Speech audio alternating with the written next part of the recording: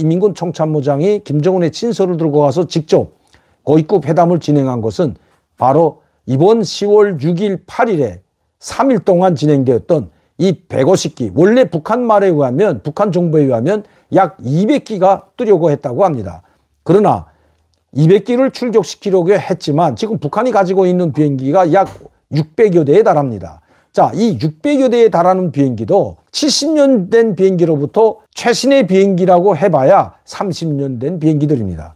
여러분, 70년 된 비행기가 지금 공중에 떠서 전투 임무를 수행할 수 있을까요? 전투기로서의 사명을 감당해낼 수 있을까요? 제가 2013년 11월 28일 김정은이 미구 15기, 70년 전에 생산된 거죠. 52년에 우리 6.25 전쟁 당시 투입됐던 러시아의 초음속 비행기입니다. 처음으로 미구 15기가 나왔을 때 6.25 전쟁 때 참전했던 이 러시아 미구 15기, 70년 된 비행기가, 그 비행기를 북한이 아직도 가지고 있을 뿐만 아니라 그 전투 비행 중대를 직접 김정은이 찾아가서요, 평안함도 온천에 있는 비행장으로 제가 알고 있는데요. 그 온천 비행장에 있는 그 여성 미구 15기 전투 비행기 훈련, 전투기 훈련에 직접 가서 치하하는 모습을 봤습니다.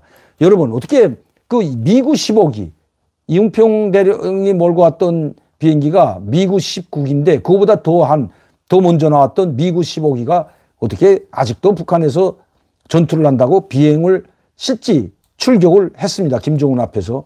그리고 전투 훈련을 하고 내려온 그 여성 비행사들을 만나서 김정은이 사진도 찍고 기념 촬영도 하는 이런 걸 보여줬는데, 그것뿐만 아니라 아이언들이라고 하는 이제 프로펠러 비행기가 있죠. 이것만 해도 한 200대 정도가 됩니다, 북한에. 어쨌든 70년부터 지금 최근에 30년 전 비행기까지 합해서 약 한 600여 대가 되는데, 실제 비행기가 전투에 참가할 수 있는 비행기는 약 200여 대. 미구 15기도 다 포함된 거죠. 200여 대 뿐이라고 합니다.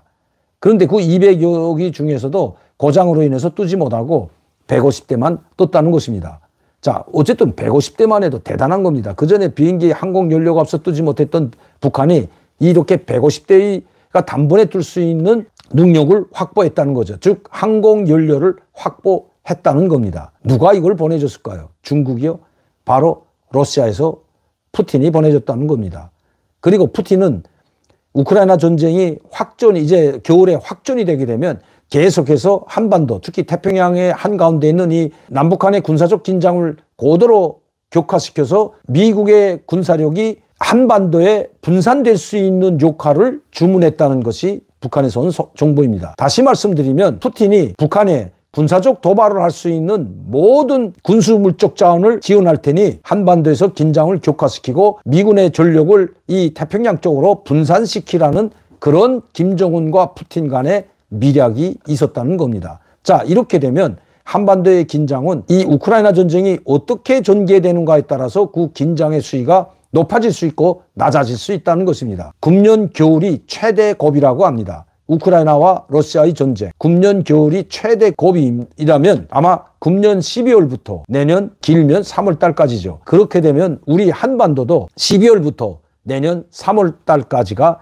가장 군사적 긴장이 격화되는 그런 시기로 봐야 된다는 것입니다. 이런 조건으로 푸틴은 북한에 만에 하나 국지전이 전면전이 벌어지더라도 북한에 전적인 군사적 지원을 하겠다는 약속을 했다고 합니다. 그리고 러시아의 가장 최신의 비행기라고 하는 수호이 34와 35기를 북한에 지원하겠다는 약속을 했다는 거죠.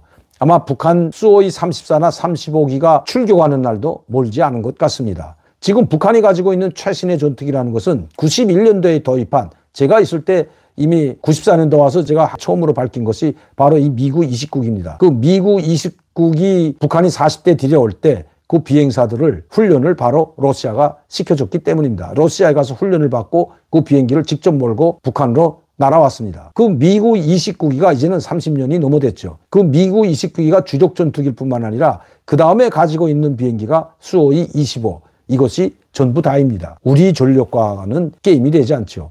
F-35와 수호이 25, 미구 29기가 전투를 한다면 이미 게임은 끝난 것입니다. 그러나 수호이 34와 35기는 문제는 좀 달라질 수도 있습니다. 물론 수호이 34, 35가 몇십 대 들어왔다고 해서 두려울 건 하나도 없습니다. 우리의 공군 전력과 북한의 공군 전력은 아이와 어른과 같은 그런 상태이기 때문에 전혀 두려울 게 없죠. 그러나 김정은이 이렇게 수호의 34와 35기를 지원해달라고 요청한 것을 보면 전면전도 준비한다고 봐야 된다는 것이 북한에서 온 소식입니다. 국지전이 전면전으로 번지지 말라는 법이 없기 때문입니다. 김정은이 그것도 각오하고 있다고 봐야 된다는 것입니다. 한반도의 긴장 격화 그리고 긴장 고조 어디까지 갈까요? 김정은은 그리고 지금 무슨 생각을 하고 있을까요? 양쪽에 기관포 두 문이 달려 있는데 이게 지금 미국 15기입니다. 6.25 전쟁 때 참전했던 처음으로 최초로 나온 러시아의 첨석 비행기 미국 15기인데 52년도에 참전을 했으니까 이건 몇 년 지나죠? 딱 70년이 된 비행기입니다. 70년 전에. 자, 이 비행기 부품이 있을까요? 러시아에서 이 부품을 만들까요, 여러분? 그 부품을 어떻게 조달하는가 이야기 물어보니까 이 고장난 미국 15기를 뜨지 못하는 비행기도 다 폐기된 것도 북한에서 가뜩 그 전에 가져다가 놓고 비행기가 고장나면 그 이미 고장나 있는 비행기에서 뜯어다가 이제 조립식으로 맞춰 나가고 있다고 합니다. 부품이 나오질 않으니까요. 그래도 이 비행기를 아직 쓰고 있다는 것. 야, 이거 김정은도 보면 대단합니다. 70년 전 비행기를 그것도 여성 비행사들한테 태워서 우리 한국 F-35에 아니면 KF-15 전투기하고 마주 세운다고 생각해 보십시오, 여러분. 누가 이길까요? 참 불쌍합니다. 그 국제사회가 어떻게 평가할지 그런 건 전혀 모르는 것 같습니다. 이것이 김정은의 위대성이라고 생각하고 있는 조영원도 현송월이도 마찬가지밖에 안 되는 사람들이 정말 다행인 것 같습니다. 이게 이제 보여드린 사진이 2014년 11월 28일 온천 비행장 방문해서 김정은이 현지도한 내용입니다.